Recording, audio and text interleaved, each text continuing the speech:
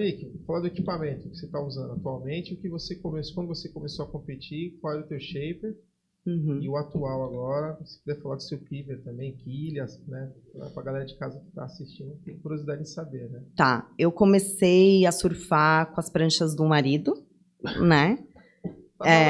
Tava lá, né? Mas normalmente não eram as que estavam lá, não. Era aquelas que eram touradas no meio, e aí ia pra remendo, eram elas que sobravam pra mim, as mais pesadas. Eu tenho duas, assim, que eram, que eu até apelidei, era a Negrita e a Rochilda. A Negrita era uma colorida que quando arrebentou no meio, o remendo pra ficar disfarçada, a gente pintou ela inteira de preto.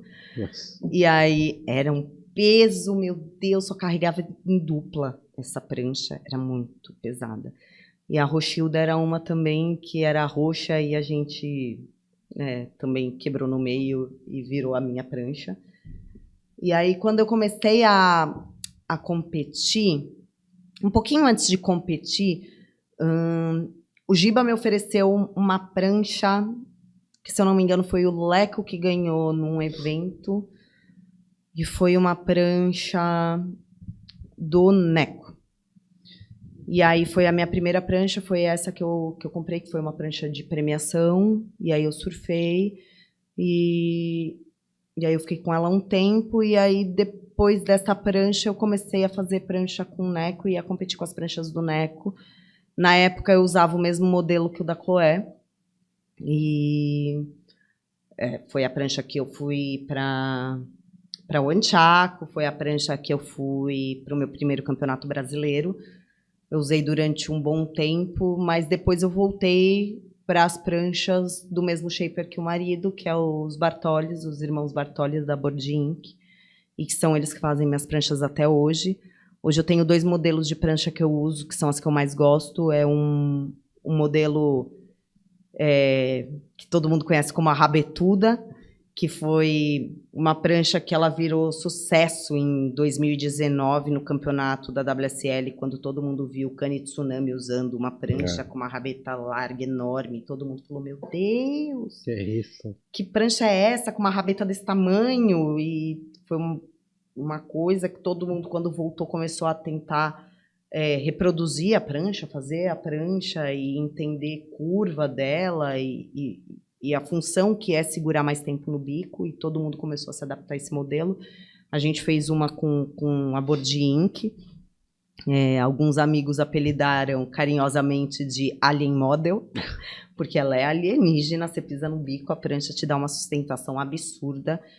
É um modelo de prancha que é difícil de surfar no início, por conta da curva, ela tem muita curva, mas depois que você põe o pé na prancha, ela flui de um jeito absurdo. Ela é boa em curva, ela é boa no bico, ela é boa.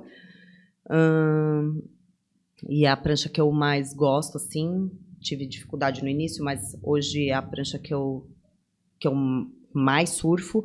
E eu tenho um modelo meu queridinho, que foi quando o Bartoli fez ela para mim em Portugal. Quando eu fui correr uma etapa da WSL em Portugal, ele fez essa prancha para mim lá. É um modelo muito perto da deles daqui, que eles chamam de Classic. E é uma prancha muito boa também, que eu gosto muito. Então, hoje eu uso essas 2 pranchas.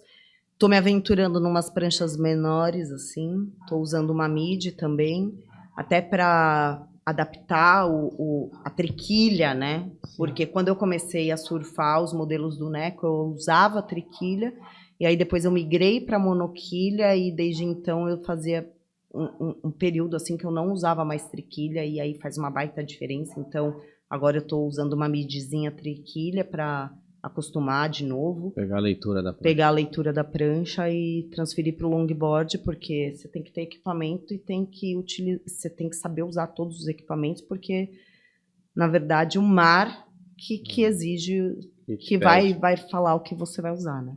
A Board Inc., ela é em Portugal, né? A Board Inc., representante aqui no Brasil? Na verdade, a Board Inc. são 2 irmãos. Um mora em Portugal, o Daniel Bartoli, e o Eduardo mora aqui. Então, ela ficou, tipo, meia board para lá, meia ink para cá. E aí... eles que estilo clássico ou progressivo? O que isso é? Monique é logger? Vamos ver. Vamos deixar ela na... Não sou logger, cara. Logger para mim, pelo menos, é um estilo de vida e... Não, eu não sou logger. Mas dentro da água, clássico ou progressivo? Hoje em dia é difícil, porque assim, hoje até o tipo de competição a gente vê que o clássico ou progressivo a gente criou estereótipos, né? Quando a gente fala em clássico, a gente pensa em pé no bico, e quando a gente fala em progressivo, é manobra de batida, radicalidade. E para mim, hoje, o que eu enxergo assim, no circuito, o que eu vejo os atletas os da ponta fazendo, o clássico, para mim, é a forma como você consegue deixar limpa a manobra, como você consegue reproduzir com uma postura bonita. Então, um cutback muito bem executado é um cutback, isso não é progressivo, isso pode ser clássico. Uma batida bem colocada e bem definida, para mim ela é clássica, entendeu? Então, pensando no que a maioria pensa em clássico progressivo, eu gosto do clássico, porque eu gosto que as pessoas vejam que existe uma diferença do surf do longboard para o surf da pranchinha. É diferente você ver o Bahia surfando e o Medina surfando. Existe diferença dentro da Como existe modalidade. Diferença do Bahia e do Phil Hajman? Como existe diferença do Bahia e do Phil Hajman. E como existe diferença do Phil Hajman quando o critério era 100% progressivo e hoje é misto, né? Que ele dá 8 passos para o bico. Ele adaptou. E tem que se adaptar. Ele adaptou e ele foi um dos mais adaptáveis, assim, né? Que adaptou muito bem o critério, surfa muito bem dentro de qualquer critério. O GG. Então, e hoje a gente vê, por exemplo, o Kani Tsunami, quando a gente viu ele em 2019, ele mandava umas manobras de bico, você falava, não, esse menino não vai afundar nunca, esse bico não atola, e aí, você não volta nunca para a rabeta? Ele era uma manobra só bico, para frente, para frente, para frente. Hoje você olha ele surfando, ele tem umas curvas bem limpas e muito boas. E ele não deixou de surfar clássico por conta das curvas e das manobras. Eu acho que o longboard hoje ele está chegando num patamar do qual ele precisava. Você precisa ter uma manobra de bico muito limpa, muito polida e muito bem feita, muito bem realizada, mas você também tem que saber usar a rabeta da prancha. Antes do Bahia, quem era o meu coach era o Jaime Viudes, e o Jaime Viudes sempre falou para mim, a manobra de bico começa na rabeta. O bico não é o bico.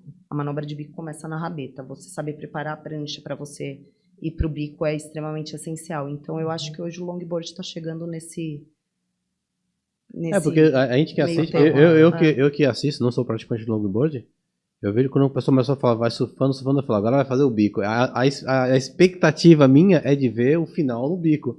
Porque você fala, eu quero que ela trabalhe, eu quero que a pessoa trabalhe a onda toda, aí eu fico, agora vai fazer o bico. Eu já acho feio quando a pessoa pega e vai fazer um bico e tal, eu acho legal trabalhar a prancha toda.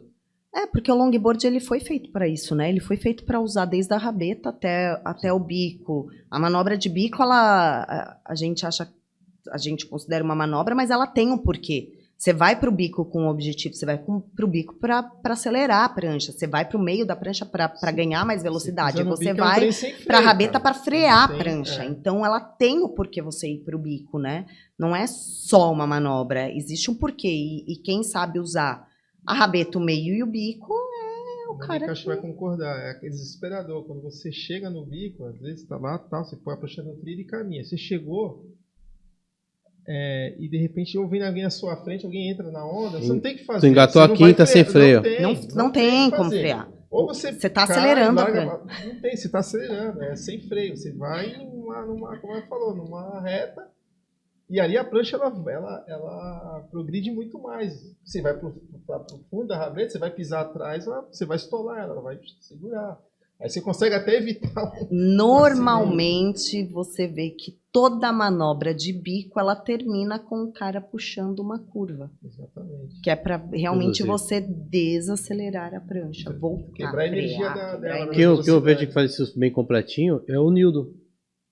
O Nildo, eu acho que ele faz uma leitura completa da onda, ele aproveita toda, porque o Nildo desce, faz um turn maravilhoso, ele volta, faz uma manobra, faz bico, volta. Eu acho que é um cara que E ainda o longboard explora. tem toda essa graça. Você pode puxar uma curva com os pés paralelos, você pode puxar uma curva com knee turn, você pode puxar uma curva com knee turn invertido, né, que algumas pessoas chamam.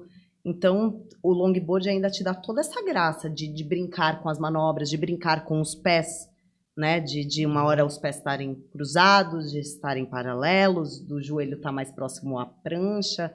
Então, você tem toda essa graça e eu acho que é isso, uma né? essência boa.